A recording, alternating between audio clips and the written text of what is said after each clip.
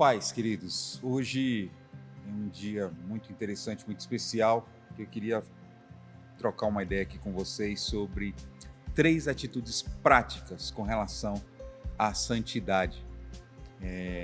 Texto básico que a gente vai utilizar, ele está lá em Efésios 4, versículos de 25 até o 29. Se tem um conceito que o crente, às vezes, ele se perde nesse conceito, é o conceito da santidade, né? A gente fala muito de santidade, às vezes, como um conceito etéreo, como um negócio, não assim, sublime, um negócio inalcançável, uma teoria inatingível. E é interessante porque, para Jesus, a santidade é um negócio muito, muito, muito prático. E ele é uma prática diária. Lá em Levítico 20, versículo 7, Pedro depois até vai repetir um pouco sobre esse texto. Deus, ele coloca a regra muito, muito claramente. Ele diz o seguinte, olha: portanto, santificai-vos e sede santos, pois eu sou o Senhor, vosso Deus. É uma ordem, é imperativo. E uma ordem, ela pressupõe uma ação logo na sequência. Então, Deus manda e a gente vai lá e faz, não é? Paulo, ele vai nos ajudar nesse texto de Efésios 4, nos indicando questões práticas, questões reais, questões diretas para que a gente exercite santidade, para que a gente viva santidade, para que a gente faça, né, que a gente trabalhe nesse conceito de santidade de maneira muito prática. Ele tem um monte de diquinha que vai, inclusive, até o versículo 5, né? O capítulo 4 de Efésios é um capítulo bastante interessante, porque ele vem falando do funcionamento da igreja, do funcionamento da fé, ele fala de dons. Nos versículos anteriores aqui, antes do versículo 25, ele está falando desse novo jeito, desse novo modelo, dessa nova criatura, desse novo padrão, né? E se tem um novo jeito, é porque o velho não serve mais. Então, a gente tem que viver o novo. E esse novo, ele tem algumas dicas práticas, algumas atitudes práticas que nos levam à santidade, à santificação. O primeiro deles está lá no versículo 25. O versículo 25 diz o seguinte: por isso não mintam mais, que cada um diga a verdade para o seu irmão na fé, pois todos nós somos membros do corpo de Cristo. Então, a primeira atitude prática de santidade que a gente vai falar hoje é: não minta. Não minta. Parece básico, né? Parece, assim, até meio infantil, meio pueril a gente falar disso aqui, mas é uma realidade muito importante. Lá em João 8, versículo 44, Jesus, ele está dando aquela pancada nos religiosos ali, e ele fala muito diretamente quem é o pai da mentira, e o pai da mentira é Satanás. Então, a gente não tem que estar junto com a mentira, a gente não tem que estar concordando com a mentira, a gente não tem que estar proferindo mentira da boca do discípulo de Jesus. Não pode sair mentira.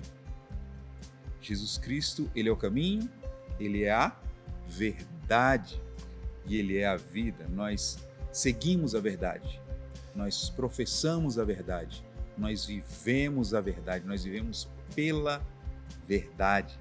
E a verdade é Jesus Cristo. Então, não existe motivo pelo qual a gente deva mentir, ok? A segunda atitude, ela está no versículos 26 e 27. Versículo 26 diz o seguinte: se vocês ficarem com raiva, não deixem que isso faça com que vocês pequem e não fiquem o dia inteiro com raiva. Essa dica é ótima. Não deem ao diabo oportunidade para tentar vocês. A segunda dica é: não se descontrole. Veja que eu não falei não fique com raiva. O texto não fala para a gente não ficar com raiva. A gente pode ficar com raiva. A raiva é um sentimento natural. Jesus ficou com raiva, não é? A raiva é um sentimento natural. A grande questão é o que a gente faz com a raiva. É quando a raiva se torna uma outra coisa, quando ela passa de nível, quando ela se torna algo mais pesado, quando ela nos leva a pecar. Quando a raiva vira ódio, quando a raiva ela nos leva a ofender outras pessoas, quando a raiva nos leva ao confronto, às vezes físico, quando a raiva vira ressentimento. Esse é o grande problema. Gálatas 5, Paulo também é muito claro quando ele vai falar do controle, né? Ele vai falar que existem 2 tipos de controle na vida do discípulo de Jesus. Ele vai falar isso também em Romanos. Se não me engano, ele fala também em Coríntios. Que é essa dicotomia de quem está no controle. Se é a carne, se é você, se é a sua vontade, se são as suas atitudes, os seus pensamentos, a sua cultura, as suas crenças, ou se é o Espírito Santo, agora a quem você pertence, a quem você obedece, aquele que te orienta. Quem é que está no controle? Essa passagem de fase ela tem muito a ver com essa questão do quem está no controle. E se a gente deixa de ter uma simples raiva para isso virar algo mais, o Espírito Santo perdeu o controle. Em Hebreus 12, versículo 15, o autor da carta aos Hebreus ele fala de um processo que ele é desencadeado pelo descontrole, pela falta do controle. Interessante que ele fala que o descontrole, primeiro, ele nos tira, ele nos priva da graça de Deus. E ele planta uma semente que pode se tornar uma raiz de amargura, não é? Interessante que a raiz de amargura ela não contamina só a gente. Ela não amarga só para nós, ela amarga para quem está em volta. O descontrole ele causa esse impacto não só de nos envenenar, mas de envenenar as pessoas que estão em volta. Um outro aspecto bastante interessante do versículo 26 que a gente leu é a questão do tempo, né? Não deixa o sol se pôr sobre a sua ira, como outra versão fala. Não fica o dia inteiro com raiva, essa versão que a gente falou agora. Sempre que eu tenho uma oportunidade de falar com amigos que estão casando, essa é uma dica que eu sempre dou, porque foi algo que eu aprendi. Não leve um problema, uma raiva, um conflito para o outro dia. Resolve no mesmo dia. Teve uma crise, teve um desentendimento, resolve no mesmo dia, não deixa acumular. Porque se a gente vai deixando acumular, esse peso a gente continua carregando. Amanhã tem mais. Então, se eu já estou levando algo de ontem, aí eu levo de ontem com o de hoje, e se eu continuar carregando, isso vai virando uma bola de neve. E é um desastre nas vidas, nos casamentos, nas famílias, nos relacionamentos. Não se descontrole.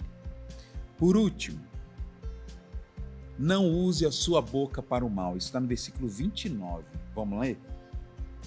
Não digam palavras que fazem mal aos outros, mas usem apenas palavras boas que ajudam os outros a crescer na fé e a conseguir o que necessitam, para que as coisas que vocês dizem façam bem aos que ouvem. A gente pode continuar na linha do descontrole aqui, né? Essa é uma regra muito, muito importante do ponto de vista da gente manter e evoluir na nossa santidade, no processo de santidade. Guarda a sua boca. Guarda a sua boca. Não use a sua boca para o mal. Tem tanta gente usando a boca para o mal. Dentro das igrejas, dentro das famílias, dentro das casas, a gente tá tão fácil, tá tão rápido a gente usar nossa boca para o mal. Lucas 6, versículo 45, Jesus fala, olha, porque da abundância do seu coração fala a boca. A sua boca, ela, na verdade, ela já está transbordando alguma coisa que está muito ruim aqui dentro. Guarda a sua boca. Tiago enfatiza demais a questão dos perigos da língua, não é? Quando ele fala lá na carta dele. Tem gente que não tem filtro, tem gente que humilha, tem gente que fala sem medir consequência, tem gente que ofende por qualquer motivo, tem gente que empurra verdades absolutas na goela dos outros, tem gente que fala mal dos outros, tem gente que fica replicando esse falar mal, tem gente que diminui os outros com as suas próprias palavras, tem gente que planta ódio com as suas próprias palavras. Tudo isso através da boca. O que eu devo fazer para alcançar, então, a santidade? Esse conceito, né? Eu tenho que me penitenciar, eu tenho que ter uma vida de contemplação espiritual, eu tenho que fazer uma peregrinação a um lugar santo. A busca de santidade, ela é algo prático, ela é real, ela é diária, ela é um desafio diário, ela é um exercício diário. Então, se você quer ser santo, quer mesmo ser santo, para de mentir. Para de mentir. Seja um mensageiro da verdade, seja alguém que fala a verdade, seja alguém que tenha coragem de ser o portador da verdade. Você quer ser santo? Não perca o controle das suas emoções. Difícil, né? Mas não perca o controle das suas emoções. Não se descontrole, não ofenda, não xingue, não grite, não humilhe, faça o ódio ser uma coisa recíproca. Resolve. Usa a palavra branda, não é? Resolve, não deixe uma coisa virar de um dia para o outro. Você quer ser santo? Não usa a sua boca como arma de destruição, não, meu irmão. Não usa a sua boca como arma de destruição, mas usa a sua boca como um instrumento de amor, como um instrumento de paz, como um instrumento do Evangelho de Jesus Cristo. Foi isso que ele ensinou. Coisas práticas. Que nós possamos nos permitir e exercitar todo dia essa visão prática e que nós possamos alcançar a santidade através dessas atitudes que Jesus Cristo nos ensinou, que a palavra do Senhor nos ensina. Que Deus abençoe a sua vida, que Deus abençoe a sua família e que isso seja real na minha e na sua vida. Deus abençoe.